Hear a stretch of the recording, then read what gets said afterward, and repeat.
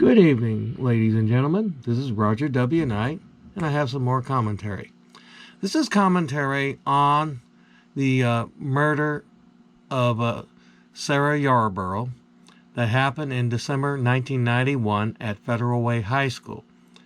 I went to the courthouse and I looked up the case file, and I got some more particulars. The case is State versus Patrick Leon Nicholas. That is the person who has been charged with the heinous crime of the molestation and murder of Sarah Yarborough, which took place at Federal Way High School on December 14th, 1991. It's filed in King County Superior Court, and the file number is 19-1-02178-7KNT. He is charged with murder in the first degree under the statute of Revised Code of Washington, Title 9A, Chapter 32, Section 030, Subsection 1, and Subsections A and C, which is murder with premeditation and or certain additional factors such as sexual motivation and intent to hide other crimes or to prevent or to further other crimes. He is being represented by Hong Thai Tron, Washington State Bar Association number 25198. He is an attorney with the King County Department of Public Defense. He filed a notice of appearance and a standard discovery request. So that's where we're at right now. I went over to the courthouse and I looked up the case file, and are you seeing me? Well, I looked up the case file and I read the certificate of probable cause, and there's some more information there than I didn't see in the news reports over the years. Now, this makes a certain amount of sense that in murder cases, detectives will keep some of the information close to the vest. They will not tell the press everything that they have.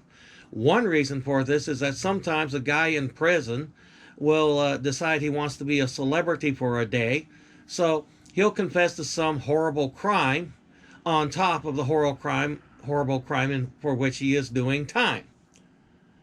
And so the detectives will go and interview him, and they'll ask him questions that only he knows the answers to, and when he gets them wrong, they figure it's a false confession. That does happen. So that's one reason for this. Well, the other reason is to kind of catch defendants admitting details to crimes that only they know. It's a way of narrowing them down.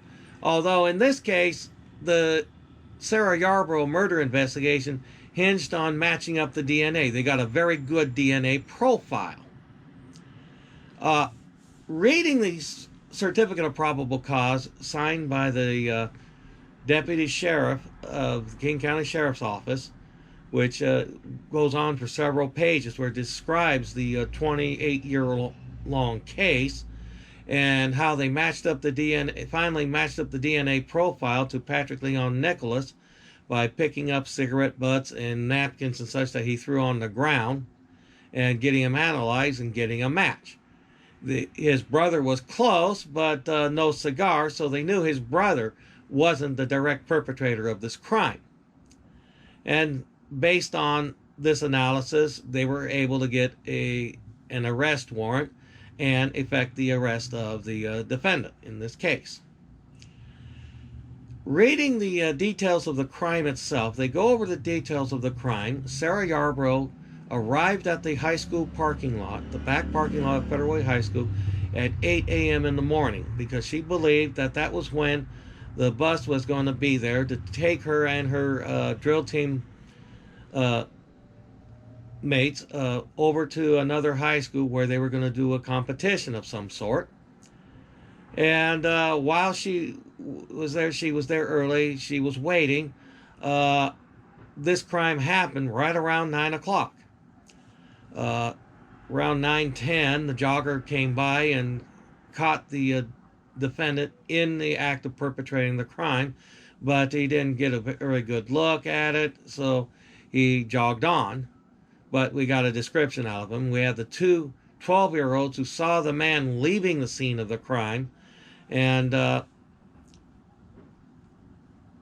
were able to get a description on there. But when they found the girl and they found that she was already dead, they ran home and called the cops. The description was that the girl was found about 100 yards from where she parked her father's car in the back parking lot and along the slope of the hill. So I think I'm going to show you what this looks like. Here is the campus area. This is a photograph taken of the campus before the big reconstruction that happened. So you can see where this is. If you go up here, this is 13th Avenue in there. It's a big slope here, comes out here, and there was a ramp that went down into what had been a gravel parking lot. Apparently they had closed that off in the years since the Sarah Yarborough murder. But at the time, a pedestrian could hop through the fence gate right here, down the car ramp, and then over to here, where there was a full road through here. There were a couple of posts sticking up right around here to block the road off, unless they wanted to lower them down so they allow cars to use this as an overflow parking lot.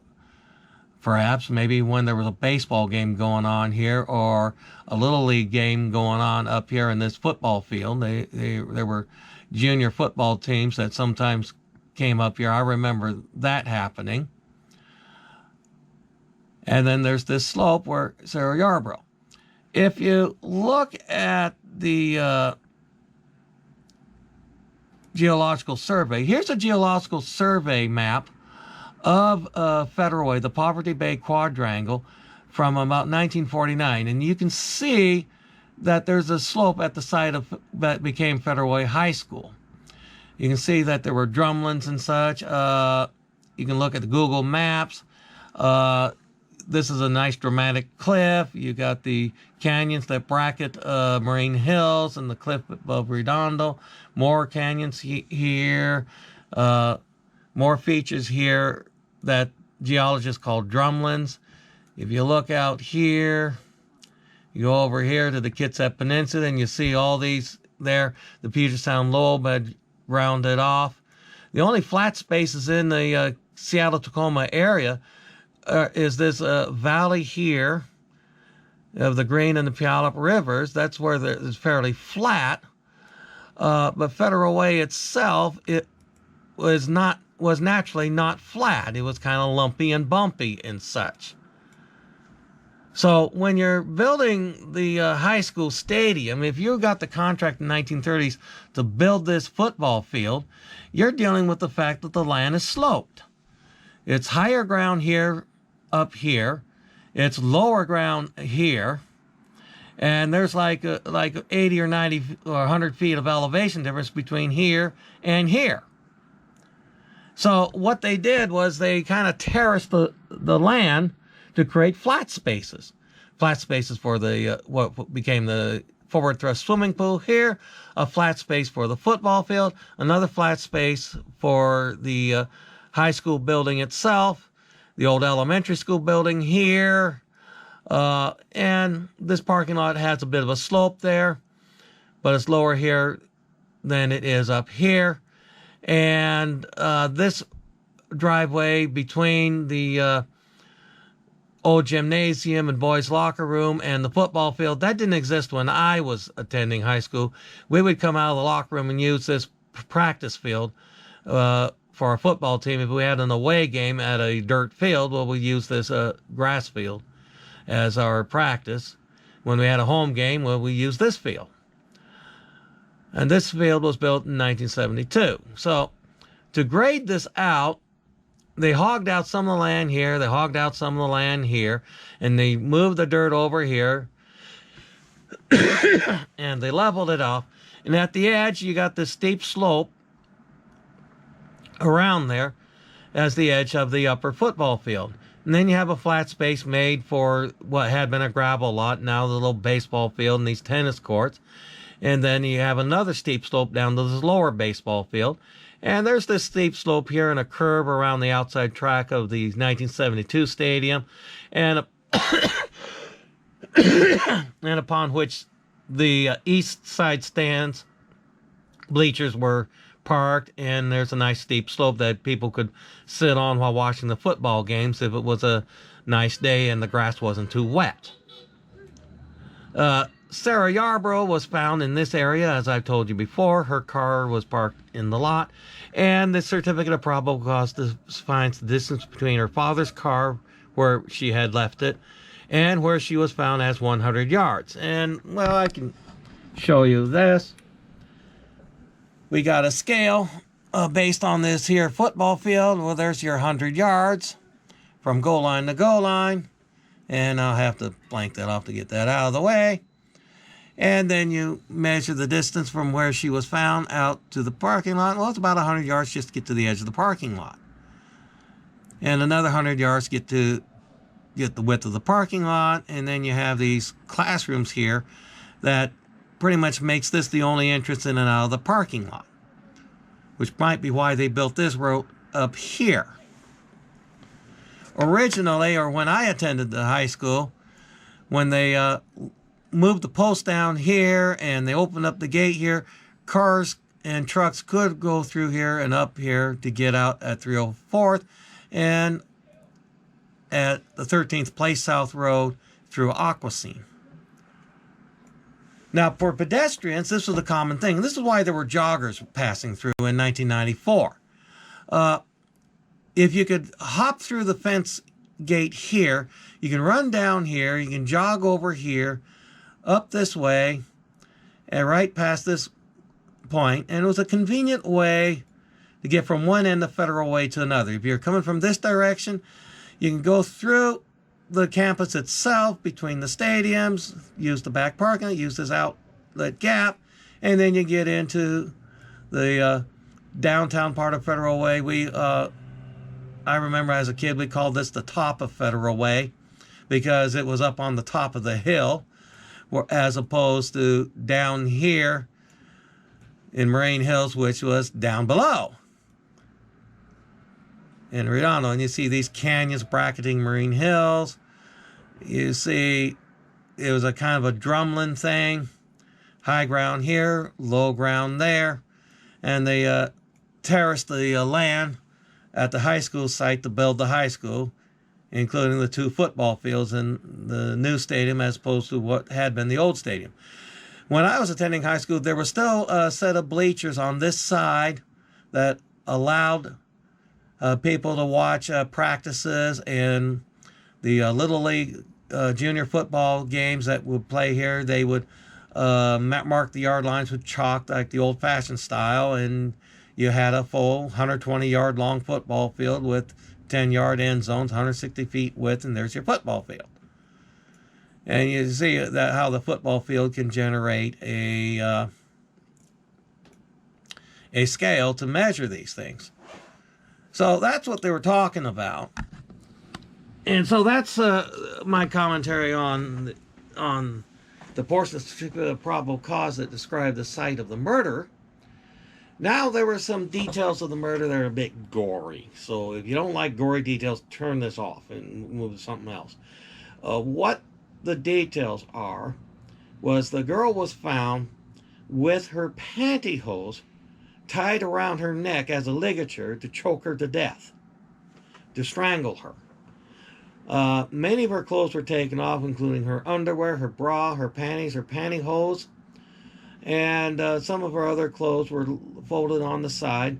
Some of her clothes were still on her.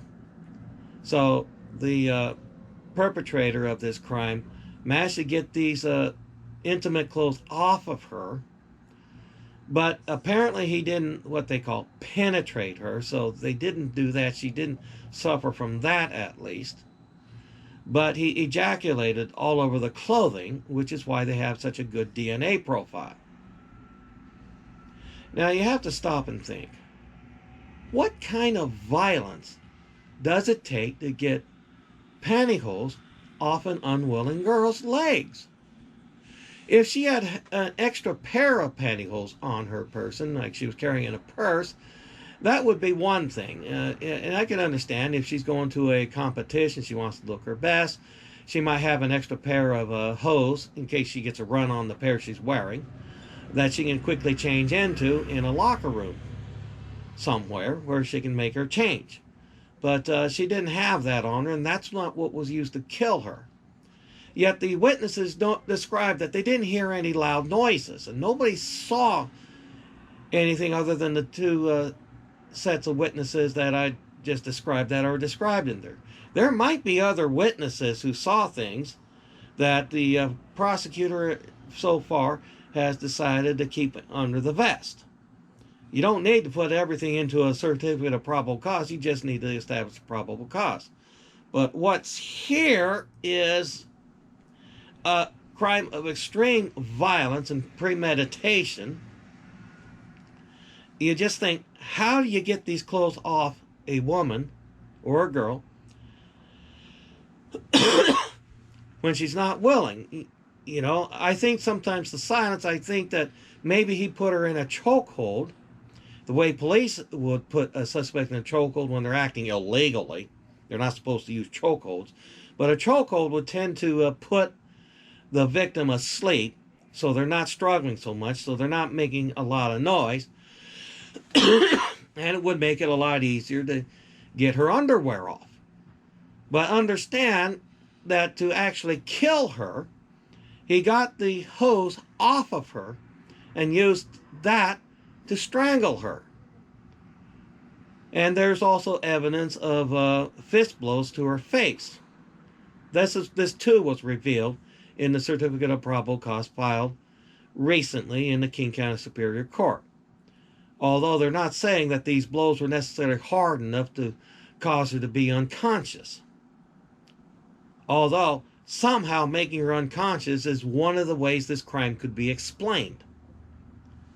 Anyway, more details of this will come forth as this trial progresses. This guy will probably cop a plea, or try to cop a plea, although I think that after all these years, I think the King County prosecutor will do everything they can to throw the book at him, and it's only a recent state Supreme Court decision that stops him from going for the death penalty. Anyway, this is the update on the Sarah Yarborough murder case, and this is Roger Knight. Have a nice evening, and say a prayer for the Yarborough family.